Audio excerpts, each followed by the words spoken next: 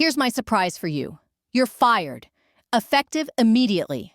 That sentence should have broken me. But as I stood frozen in the glass office of my boss's son, surrounded by drooping streamers and a lopsided birthday cake, no one touched. All I felt was stillness. A quiet, sterile kind of calm. He said it with a grin, like he'd just handed me concert tickets. "Pack your things, Meredith. It will cut you off in 10. I nodded once. No tears, no protest. Just silence. I turned, walked past the front desk where poor Hannah looked like she'd seen a car crash, and stepped into the elevator without looking back. The doors slid shut. My reflection stared back. Today was my 48th birthday. And it had started so differently. My wife Patrice brewed my coffee at 6:45 a.m., humming off-key as she lit a candle in a warm cinnamon muffin. Our golden retrievers barked at the smell. She kissed my temple and said, "Just get through the day. Then the real birthday starts." At the time, I assumed she meant dinner at Rossetti's, or maybe a weekend in Santa Fe. Turns out it was something else entirely. Now I sat behind the wheel of my car badge, still dangling from the mirror. I called Patrice. She answered on the first ring. "Happy birthday. Love, what time should I come get you?" she asked. "I'm already out," I said quietly. "They fired me." Silence. Then, today. 10 minutes ago. Was it Bryce? Yes. Another pause. Then she exhaled and chuckled. Not out of humor, but something sharper. "Good," she said. "Good." She didn't hesitate. We talked about this. You were never safe there. You held that company together while Bryce played CEO in his father's suit. She wasn't wrong. I joined Ridgeland Structures in 2016, back when it was small, scrappy, and principled. I came on as senior compliance architect. Within a year, I had streamlined their safety reviews, cut inspection delays in half, and saved them millions in penalties. But once Bryce took over, all that changed. And now, so had I.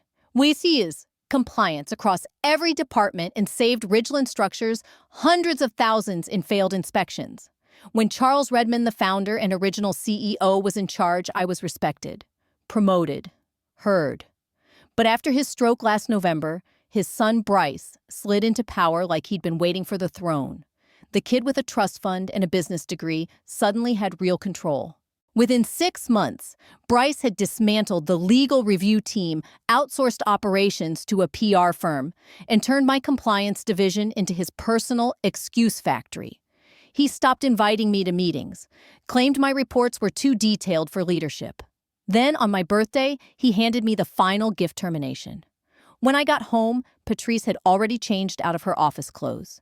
She stood in the kitchen with 2 flutes of champagne. "What's this?" I asked, dropping my keys into the dish. She smiled. "To endings!" I blinked. "And to what happens in 4 hours?" She added, clinking her glass against mine. "Patrice!" "What are you talking about?" She didn't answer, just kissed my cheek and said, "Trust me." 3 hours and 46 minutes later, my phone buzzed. Then again and again. Missed calls stacked. By the time I flipped it over, the number was 98. Every single one from Ridgeland, department heads, the office manager, even Bryce himself. And just like that, I knew. This wasn't just a firing. This was a mistake, one they couldn't afford. Before I tell you what happened next, do me a favor. Hit the like button and subscribe. A lot of people forget to tap the bell. But trust me, the way this unfolds, you'll want the notification. Back to the story. That night, under warm string lights in our backyard, Patrice finally told me what she'd known. "Bryce approved the Harrison Ridge deal last Friday," she said. "He submitted your designs, but they weren't yours." My stomach twisted. "That's illegal," she nodded. "And dangerous."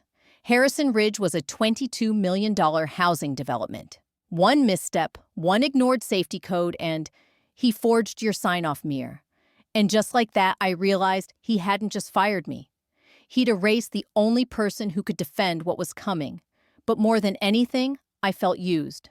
My name, my license, My reputation twisted and weaponized by a man who couldn't design a fire escape without watching a 12-minute YouTube tutorial. Bryce had forged my approval on the Harrison Ridge development plans. And now, with me out of the way, there was no one left to answer when something inevitably went wrong. And trust me, it would go wrong. Harrison Ridge was my project. I'd spent 6 months refining every inch, elevations, material specs, foundation codes, soil grading. I'd walked that site myself. I flagged the unstable east wall that Bryce claimed was purely cosmetic. So when Patrice showed me the submission that night, stamped with my digital signature but missing every safety layer I'd fought to include, I knew exactly what had happened. Bryce had gutted my blueprint. Faster, cheaper, more dangerous. He thought no one would notice. And then he fired me, hoping I'd disappear, that I'd move on without a reason to look back. At 8:00 a.m. the next morning, I had 119 missed calls. The last voicemail was from Candace, the compliance officer. Meredith, we can't access the Harrison Ridge files. It's asking for a primary architect override. Bryce is freaking out. Please call me back. I didn't. I sent one text. Speak to your legal team before contacting me again. This message will be saved. Then I grabbed my bag, slid in my laptop, and looked at Patrice. I need a favor. She raised an eyebrow. I need a meeting with someone high enough to take this seriously. Who handles post-approval compliance checks for city-submitted builds? She didn't even blink. My boss. Gina. 2 hours later, I sat across from Gina Caldwell at the Department of Urban Development. Late 50s. Clear glasses, no-nonsense posture. I laid out everything. My original plans, Bryce's edited version, the forged timestamp logged while I was on vacation. Gina didn't interrupt. She took notes, nodded slowly, and finally said, Meredith, what you're showing me isn't just unethical. It's criminal. It's criminal. If those homes were built with these specs and something failed, families could die, I said flatly. Gina tapped her pen. I'm flagging the Harrison Ridge permit for emergency review. And you're going to need legal counsel. If my name was forged, I'm not liable, I replied. You're not. But the optics could get messy. I nodded. I'm ready. Back at home, Patrice handed me a printed email. The subject line read, Urgent. Meredith, please call me from Charles Redmond, founder and former CEO of Ridgeland Structures. I hadn't spoken to Charles since his stroke last fall. A few polite texts during his recovery, that was it. He'd stepped away after Bryce took over. If you found Meredith's story inspiring and want to see how her journey unfolds next, make sure to subscribe and hit the notification bell, because the next chapter is just around the corner, and you won't want to miss a single moment. Patrice noticed my hesitation. You should call him, she said gently. He's not like Bryce. So I dialed. Meredith Charles rasped through the line. His voice was thinner, older, but unmistakably sharp. What happened? You mean aside from being illegally terminated and having my digital signature forged on a $22 million project? Silence. Then softly, I'm sorry. I never should have handed him the reins. I let the silence hang. It's done now. Can we meet? I'm not asking you to return. I just need to talk. Please. I agreed. We met that afternoon at a quiet cafe on the edge of town. Charles looked worn, thinner, hunched, but the regret was heavy in his eyes. I built Ridgeland for 30 years, he said. My son unraveled it in one. I thought he needed responsibility. Turns out he needed oversight. I didn't respond. He went on. Candace told me everything. He's denying it, of course. Says you sabotaged the files. I let out a dry laugh. Of course he did. He leaned forward. Meredith, if you pursue this legally, the company won't survive. You know that. I met his eyes. That's not my problem. He swallowed. What if I offered you something else? I'm listening. Before he could answer, my phone buzzed again. Another voicemail. This one from Bryce himself. Meredith? Look, maybe we can fix this. I didn't mean for it to happen like this. Can we talk? Come back. I'll undo the termination. We'll call it a miscommunication. Miscommunication. I ended the voicemail and looked at Charles. "They're scared," I said. "And they should be." I didn't respond to Bryce. Not out of strategy, at least not at first, but because I physically couldn't. My hands were trembling too hard. The man who smirked while firing me on my birthday now wanted to pretend it was all a clerical error. Miscommunication, as if forging my signature and putting families at risk was just a typo. He had no idea the city had already frozen the Harrison Ridge permit. No clue Gina had initiated a formal inquiry, and absolutely no idea that I was never coming back. But the deeper I looked, the worse it got. That evening, Patrice sat across from me at the kitchen table with a folder full of printouts. "These are Bryce's permit submissions from the past 6 months," she said. "Public records." I began laying out the blueprints side by side. One after another, and one after another, the pattern revealed itself: reduced materials, stripped safety, redundancies, accelerated approvals. And the signatures, mine. Or my team's. All names I recognized, people I knew hadn't authorized any of it. "I think Harrison Ridge was just the first to almost collapse," I whispered. Patrice nodded. "We can't stop at the city level." "You mean state?" "I mean licensing ethics oversight committees. Anyone who can hold him accountable." The next morning, I met with a construction ethics investigator. I wasn't chasing headlines. I wasn't even looking for revenge. I just wanted it to stop before it killed someone. But truth rarely arrives quietly. By Thursday morning, a local news site ran the headline, "Whistleblower Flags Major Safety Violations in 22 Beers Housing Development." They didn't name me, but the quotes, the documents, they were mine. Within hours, 3 other outlets picked it up. City council members issued statements of concern, and Charles called again. "Meredith, I don't blame you," he said, "but Bryce is spiraling. He fired 2 more people yesterday. Legal's a mess. Clients are threatening to pull contracts." He paused. "They want to talk to you. They want to talk to you." I stiffened. "They?" "The board," Charles said quietly. "No," I replied flatly. "I don't need an apology from a board that let this happen."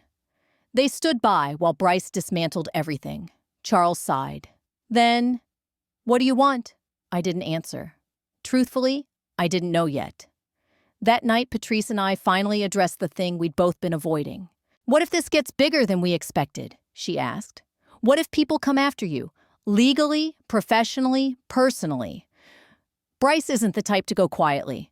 I nodded slowly. "Then, I'll need protection." I walked to the back of our closet and pulled out an old dusty binder, one I hadn't touched since grad school. Inside flowcharts, handwritten notes, a rough prototype of a project integrity system I once dreamed of building. It automated approval trails, flagged inconsistencies, and preserved audit history across builds. I'd abandoned it when Ridgeland offered me stability. But now, I'm not going back, I said. But I'm going to build something better. Something they'll need. 2 days later, I registered my new company, TrueSpan Systems. Within 48 hours, I had my first consultation request. Not from Ridgeland, of course, but from one of their biggest competitors. They'd seen the headlines. Read between the lines. By the following week, 2 more firms reached out. Quietly. Discreetly. No one wanted the PR blowback, but they wanted the technology. The system I was building. Meanwhile, Ridgeland was unraveling. Late one night, I got a message from Candace, their compliance officer. "Meredith, everything is falling apart. Bryce has been removed from day-to-day operations, but we can't salvage Harrison Ridge. The city says it's unsalvageable. We might lose our license." Then another message, this time from Charles. "They want to offer you something. Not a job, a contract. You'd oversee project integrity. Full autonomy. We'll pay. Just help us recover. Please." It was tempting. Not because I wanted to help them. I didn't. But because I knew exactly what I was building. And part of me wanted them to pay for access to it. Before replying, I called Gina. Hypothetically, I asked Gina if a private company partnered with the city to build a transparent project verification platform, could it replace your current system? She didn't hesitate. "If it works, absolutely. Meredith, we'd pay for it." The real gift Bryce gave me wasn't the text on my birthday. It was the fire he lit beneath me, the push I didn't know I needed. A chance not just to rebuild my career, but to rebuild the rules. And now, I wasn't knocking on anyone's door. I was designing the damn foundation myself. I didn't respond to Charles's contract offer immediately. Not because I didn't know what to say, on the contrary, I knew exactly what to say. I was just waiting for the right moment. 2 days later, I replied with one line, "We can discuss terms. My assistant will coordinate the meeting. I'll bring my conditions. You bring yours." Patrice raised an eyebrow. "You have an assistant now." I shrugged. "Technically, it's my cousin Rachel. But she's great at scheduling and doesn't take crap from anyone." We both laughed. But beneath the humor, I felt something new: stability. Not the kind a company gives you, but the kind you build yourself. And no one, not Bryce, not a board, not a broken system, could take that away again. The meeting was set for a neutral conference space downtown, Friday at 2 p.m. I arrived early. Black slacks, navy blouse, calm, professional. I didn't want to look like vengeance in heels. This wasn't revenge, this was correction. Charles arrived with 2 board members and a corporate attorney. No Bryce. "Where is he?" I asked without pretense. "Removed from decision-making," Charles said. "He's on indefinite leave during the investigation." I nodded once. Charles slid a document across the table. "You'd oversee the new integrity platform. Independent. Report directly to the board." I scanned the terms. "And if I flag a risk, it stops," he confirmed. The attorney leaned in. "You're asking for a lot of authority, Ms. Ward." I smiled. "I'm offering a lot more. I'm offering a lot of liability protection. And frankly, after what happened, you need someone the city trusts. Right now, that's me." There was a pause. Charles looked at the board, then back at me. "What's your rate?" I opened my folder and slid over a typed number. It wasn't outrageous. But it wasn't cheap either. The attorney looked like he'd bitten into a lemon. Charles didn't flinch. "Approved," he said. But I wasn't finished. "One more condition." Charles leaned in. "Of course. Bryce completes full retraining, every module I assign. He doesn't touch another project until I sign off." They looked stunned. "You want to supervise him?" one board member asked. "I want to educate him," I replied. "If he's going to stay in this industry, he's going to learn to do it right. Or not at all." Another long pause. Then Charles nodded. "Done." I walked out of that room with a signed agreement. It wasn't a return to Ridgeland structures. It was a realignment of power. This time, they needed me. And I was walking back in with legal authority and built-in insulation. They couldn't fire me, couldn't override me, couldn't ignore me. And Bryce, he was about to become my student. A week later, I sent his first assignment, Module 1, Foundations of Integrity and Compliance. No response. But 2 days later, it came back. Completed. Thorough. Accurate. I sent Module 2, then 3. For 6 weeks straight, every assignment came back on time. Sometimes with questions, sometimes with challenge. At first, I assumed it was PR, a performative pivot to fix his image. But slowly, something shifted. His questions grew more thoughtful. His tone less defensive. In a few cases, he even flagged things I had missed. Was it real or part of a play? I wasn't sure yet. Meanwhile, TrueSpan Systems was growing. After news of my contract with Ridgeland broke, 2 more city departments reached out. I hired Rachel full-time, then an intern, then a software developer to help build the tool I'd once sketched in that old binder. It was happening. Bit by bit, I was building what I had once only imagined. A system that wouldn't just detect problems, it would prevent them.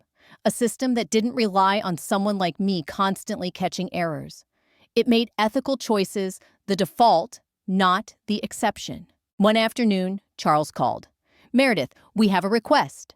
What kind A client wants to know if you'd consider presenting the new verification protocol at the Harrison Ridge Town Hall?" I hesitated. "That's a public meeting." "Yes, and right now, you're the only one who can help restore trust." That word again, trust. But he wasn't wrong. This wasn't just about Ridgeland anymore. The people deserved to hear from the person making sure this never happened again. "I'll do it," I said. "But only if Bryce is there too?" The Harrison Ridge Town Hall was scheduled for a Wednesday night in the local community center gymnasium. Folding chairs, fluorescent lights, one long plastic table where Charles, a city official, and I would sit. It wasn't glamorous, but it might have been the most important meeting of my life. I arrived early. The room was already filling with residents, some upset, others uncertain. These were the families who trusted Ridgeland to build their homes, their futures, their safety. That trust had been betrayed. Charles arrived next, followed by a representative from the Department of Planning and Zoning. Then, at 6:55 on the dot, Bryce walked in. No smug grin, no tailored suit, no phone in hand. Just a plain blue button-down sleeves rolled and a manila folder under his arm. He gave me a small nod, then sat quietly in the crowd. Interesting. At 7:02, Charles stood. Thank you all for being here. Tonight is about transparency, about ownership. That begins with introducing the person rebuilding our integrity systems, Meredith Ward. I stepped up to the mic, heart pounding. I'd spoken in many meetings before, but this one was different. Good evening, I said. Some of you might know my name from recent reports. I was a lead planner at Ridgeland. Last month, I discovered my name was used without my consent to approve designs I didn't write. After I brought everything to the city's attention, a formal investigation confirmed multiple compliance violations, many of which directly impacted the Harrison Ridge development. A low wave of murmurs moved through the room. I didn't flinch. Since then, I continued. I've been contracted as an independent integrity consultant. My job is to audit and rebuild every process tied to this project. Every revised blueprint, every material order, every safety checkpoint now goes through a new system. One I control. A woman in the second row raised her hand. Why should we trust Ridgeland again? Why believe any of this now? It was the question I expected. You shouldn't take anything on faith, I replied calmly. But you can verify. I motioned to a screen showing a simplified mock-up. We've built a public dashboard. It's updated weekly. Plan approvals, inspection logs, compliance sign-offs. You'll know exactly what's happening when it happens. Another hand went up, then another. Questions poured in about soil testing, drainage lines, electrical standards. I answered each one, not defensively, just directly. And then Bryce stood. Chairs squeaked as heads turned. He walked slowly to the front, glanced briefly at Charles, then locked eyes with me. May I speak? He asked. Charles hesitated. I gave a single nod. Bryce stepped to the mic. My name is Bryce Redman. Many of you know me as the acting director of Ridgeland. A pause. Some of you knew my father Charles when he ran this company with integrity. I failed that legacy. Silence gripped the gym. I altered submissions to cut costs. I overrode protocols. I used credentials I had no right to use. I thought I could manage the fallout. I was wrong. He looked around the room.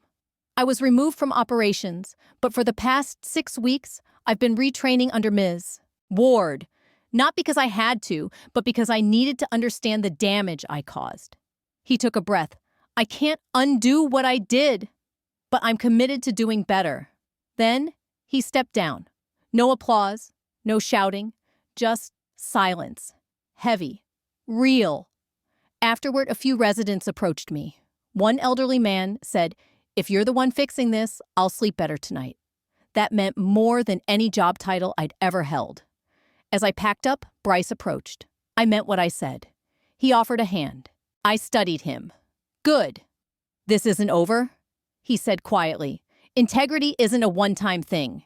It has to be maintained every step, every day. He nodded as if agreeing with himself. I understand, I said. As he turned to leave, I called after him. Why did you really stand up there? He looked back. Because you were right. Not just about the project. About me. There was a pause. I didn't deserve the position I was given. I never earned the trust handed to me. But maybe I can earn some back. I didn't respond. Not yet. Because trust, like integrity, is built, not given. And it was still under construction. 3 months later, Harrison Ridge was officially reinstated. This time, under strict oversight, weekly public audits, triple verification systems. Construction resumed slowly, cautiously, under the weight of what had almost gone wrong, but something had changed. Not just the project. Not just the company. Me. I no longer woke up worried about being blindsided at meetings or having my ideas ignored in favor of egos. I wasn't just working for someone anymore. I was working on something that mattered. TrueSpan Systems had secured 4 new municipal contracts. My system was piloted in 2 counties. City officials recommended it as a benchmark model. I was hiring full-time staff. For the first time in my career, I wasn't chasing approval. I was setting the standard. One early spring afternoon, I was invited to speak at a regional architecture and compliance conference. Nothing huge, just a panel on ethics and urban development. I almost said no. But then I thought about Meredith from a year ago. The woman who was fired on her birthday, who left the office without raising her voice, who quietly shut the door behind her while others clapped for a man who didn't understand half of what she did. And I decided to show up. When I finished, a young woman approached. Early 20s, anxious but determined. "Hi, I just wanted to say your story. What you shared today, it reminded me of something I'm going through. I work under someone who keeps taking credit for my work." I smiled gently. "Maybe you think that's just how the industry works?" She blinked. "No, that's someone hoping you'll stay quiet." "So what do I do?" she asked. I handed her my card. "Document everything. Protect your work. Start building something no one can ever take away from you." She held the card like it was gold. Maybe to her, it was. That evening at home, Patrice grilled dinner while I watched the sun dip behind our freshly painted fence. Our fixer-upper had become a haven, a little rough around the edges, but ours. Patrice looked up from the grill. "You know it's been exactly 6 months since Bryce fired you." I laughed softly. "Feels like a lifetime ago." She raised an eyebrow. "If you could go back, would you still walk out the same way?" "No question," I said. But this time, I wouldn't wait so long to stand up for myself. She handed me a plate, and we sat on the porch steps. "You didn't just stand up," she said. "You built something stronger than what they destroyed." I paused, letting her words settle. Then I pulled out my phone. A message from Charles Meredith. "The board approved the citywide protocol expansion. We're adopting your system for all projects going forward. Congratulations." Below it, another message from Bryce. "Completed Module 12. Site team caught a design error today because I flagged it first. Thought you'd want to know." I didn't reply. Not yet. Instead, I sat quietly, listening to the dogs rustle in the yard. The distant hum of traffic. The world moved forward calm, but never still. I thought of everything. The birthday text, the forged signature, the silence I chose over outrage. The system I built from an old binder, late nights, and bitter resolve turned into purpose. I never just landed. I rebuilt the ground beneath them. On my terms, with my tools. And no one could take that away. People ask if I ever forgave Bryce. I don't know. Maybe forgiveness isn't always the point. Maybe it's about creating enough distance between who you were and who you've become so their power fades. The greatest revenge isn't making someone pay. It's making yourself unshakable.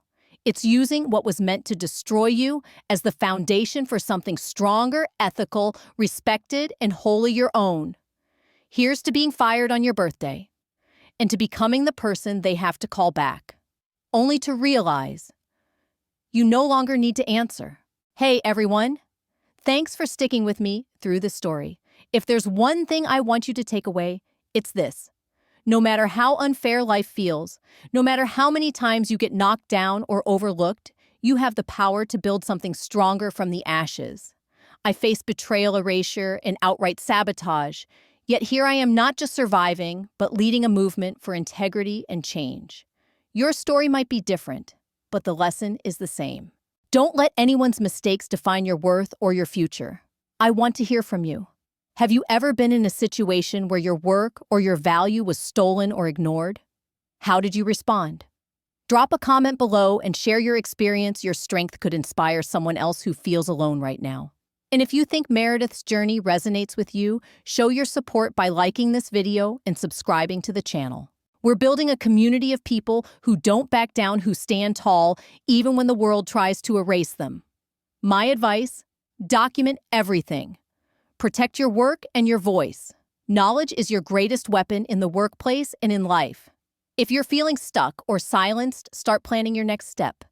Build skills, create something new, and never let fear of retaliation keep you from standing up for yourself. Sometimes, the best revenge isn't a fiery comeback, but quietly becoming unshakable, the person no one can ignore or replace. Remember, your past struggles don't have to be your future. You can write your own story on your own terms. So what's your next move? Share it below and let's keep this conversation going. Because when we support each other, no challenge is too big.